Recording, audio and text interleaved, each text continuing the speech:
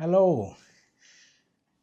So just this past 2, 3 days, I have seen a colleague who had two colleagues actually. One of them working with me shared their experiences with regards to public opinion or the opinion of investors or visitors in the Gambia about the security report, which is the so-called security tax we pay at the airport.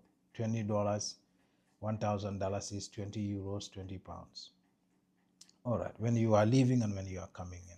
I mean, I've had similar experiences. In fact, it's very embarrassing when people are mentioning, when they get shocked initially, like whether they are journalists or civil society activists or other kinds of people who come to the Gambia, and when they come, they make an embarrassing comment about the security tax. Because, I mean, nobody pays at any airport. I've never paid at any airport in the world.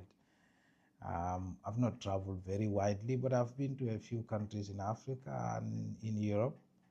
And so no, and I've never seen anybody pay any kind of fee like that, you know.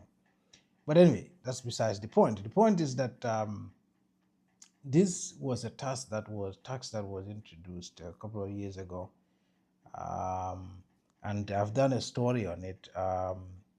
Now, what's interesting about the security report, so-called security fee or security task, is that it's sort of money we are paying towards whatever security the company is doing at the airport to sort of check the identity of my travelers when they are leaving and when they are coming and all of that, and sort of checks that goes into airport security, such as you know the electronic gates that they have there to scan people when they are leaving and all of that, their bags and stuff like that. Now,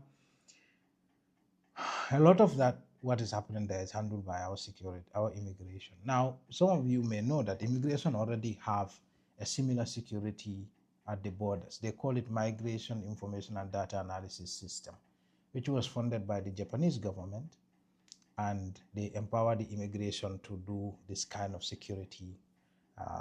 They have checks, Of course, they don't have electronic gates at the airport, but how much do they cost? I mean, if you check online, these are infrastructure that the government has no trouble within a month to mobilize fund to invest in. And so create a permanent infrastructure which the immigration will be happy to handle.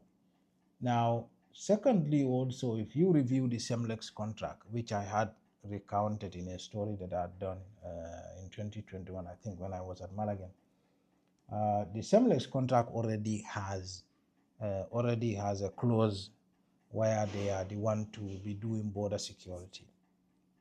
And of course, the government overlooked this and handed it over to the security report without without the involvement of the public-private partnership department at the Ministry of Finance.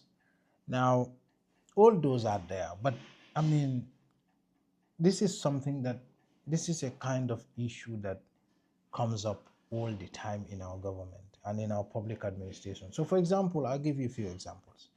If you look at the SEMLEX contract also, SEMLEX was supposed to build the Gambia ID card system for 10 years. It was supposed to be what they call bill and transfer. So you create an infrastructure for us, for the immigration to be able to make their own ID cards and leave it here after 10 years of execution. SEMLEX has finished executing their contract. Just recently, the Ministry of Interior also signed another contract for the same ID card. What happens to the SEMLEX ID card system? How was it not, I mean, they were here for 10 years. How was it not bill and transfer? You have the World Bank, whatever, I don't know, they call it something insurance, health insurance scheme. As part of this infrastructure, they were supposed to have some funding to build, do ID cards. Now, clearly, we know ID card is not under the domain of the Ministry of Health, but this is already some funding, and you can create an infrastructure and create a workable situation where immigration, Ministry of Interior could work with Ministry of Health. Now, where is GICTA in all of this? I mean, you created a new institution for technology and government technological infrastructure. Somehow they are not involved in all of this. Now, this is something that happens all and all. I mean, you have a system, you have ID card is being issued by another company, you have passports being issued by another system altogether. You have companies coming left, right, and center. We want to build this only for the taxpayers to be subjected to another. I mean, so you have to have a president who, Barrow has to think. You cannot be a president and outsource thinking.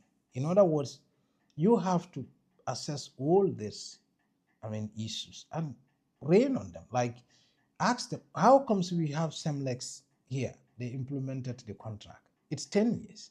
After 10 years, we are issuing a contract to another. What happens to Semlex? Who are the people responsible? Who should have made sure Semlex did this so-called transfer that was supposed to happen? Yeah. So those are the kind of issues. And I was just going to say it's not new. I don't think we are operating on a system where thinking is guided by thinking.